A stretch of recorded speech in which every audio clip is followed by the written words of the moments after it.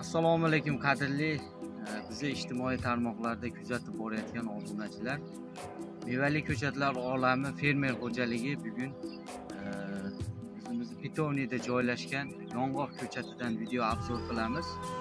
Juda ko'pchilik yong'oq ko'chatlarning turlari, sortlari haqida savollar berdi. Ekish vaqtlari, qaysi paytda eksa bo'ladi, qanday navlari bor degan savollarga javob berib o'tamiz. Mevali ko'chatlar olami fermer xo'jaligida hozir 56 turga yaqin mevali ko'chatlar bor. Ulardan eng serdaromad hisoblangan yong'oq ko'chatini bugun tanishtirib o'taman. Bugun hozir mana bu yerda turgan yong'oqlarimiz Xitoy X185 degan navi. Bular birinchi yilda mana nishona ko'rsatgan. Yosh bo'lishiga qaramasdan mana har birida nishona gullari bor.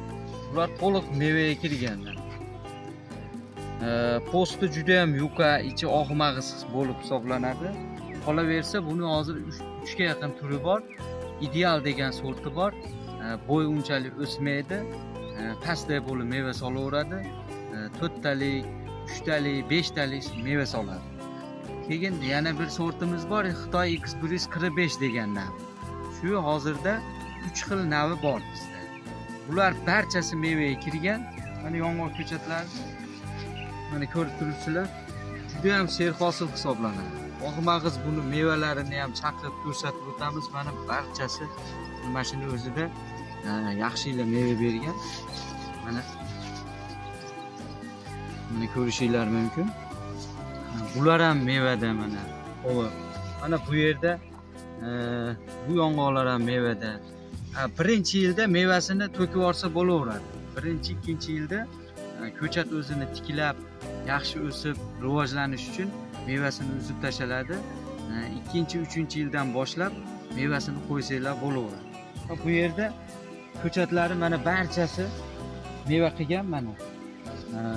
Bular ham mana mevada, bular ham mana. Bu yerda pastda to'liq yong'oq mevaga kirganini ko'rishimiz mumkin. Kimga yong'oqlarning ko'chatlari kerak bo'ladigan bo'lsa, zakaz berishinglar mumkin. Telefon raqamlarini qoldiramiz. Bizni like bosib, qo'llab-quvvatlab turinglar. Tanish-bilishlarga jo'natib qo'yasizlar. Telefon raqamlarida bemalol aloqaga chiqib, barcha savollarga biz javob beramiz. Qolaversa, bu yerda hozir ko'pchilik mana belgilab ketdi. Uje ko'chat ekish davri o'tdi degan xayolda bo'lishi mumkin. Hozirda mevali ko'chatlarda, tuvaylarda ham bor, garashovlarda bemalol ekish mumkin. Garashovda o'zida qo'yish ham mumkin, garashovda o'zida meva ham beraveradi. Ozuqalarini sottirilsa, endi ozuqalar yetarli darajada berganmiz.